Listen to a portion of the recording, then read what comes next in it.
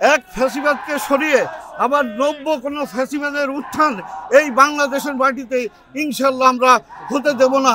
হাসিনার যেই সমস্ত ফ্যাসিবাদী মন মানসিকতা ছিল সেইটা আপনাদের পরে ভর করেছে।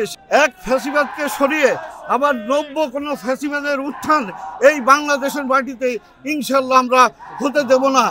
আমরা বর্তমান এই তত্ত্বাবধায়ক সরকারকে দায়িত্বহীন করতে আমরা বলতে চাই যে তোমাদের যেই আন্দোলন সেই আন্দোলনের ফসলের ফলে আমাদের বিএনপির ভারপ্রাপ্ত চেয়ারম্যান তারেক রহমান সার্বিকভাবে সহযোগিতা এবং সমর্থন করেছিল দেখেই আপনারা আজকে চেয়ারে বসতে পেরেছেন। কিন্তু আপনাদের কথাবার্তা খুব একটা ভালো লাগছে না, জনগণ ভালোভাবে নিচ্ছে না।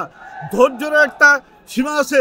আমাদের নেতা যেহেতু বলেছেন যে এই সরকারকে কোনোভাবেই ব্যর্থ হতে দেওয়া যাবে না, নেতাকর্মীরা আমাদের নেতার প্রতি 100% আস্থা রেখে আমরা এই সরকারকে আমরা সহযোগিতা করছি।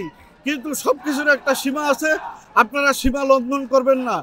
দীর্ঘসূত্রিতা আপনারা অবলম্বন করেন তাহলে আমরা মনে করব যে হাসিনার যেই সমস্ত ফ্যাসিবাদী মন মানসিকতা ছিল সেইটা আপনাদের পরে ভর করেছে। সেই ভর করাতে আপনারা নব্য ফ্যাসিবাদী সরকারে রূপান্তরিত হচ্ছেন বলে আমাদের কাছে প্রতীয়মান হচ্ছে।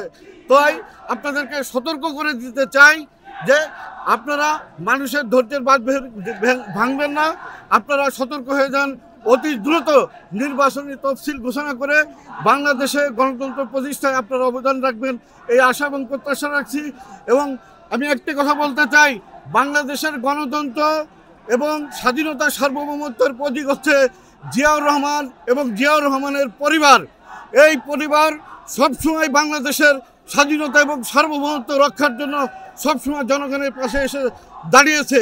আমাদের প্রিয় নেতা বিএনপির ভারপ্রাপ্ত চেয়ারম্যান দেশনায়ক তারেক রহমান অচিরেই বাংলাদেশে ফিরে আসবেন, বীরের বেশে ফিরে আসবেন, সেই প্রতীক্ষায় থাকলাম।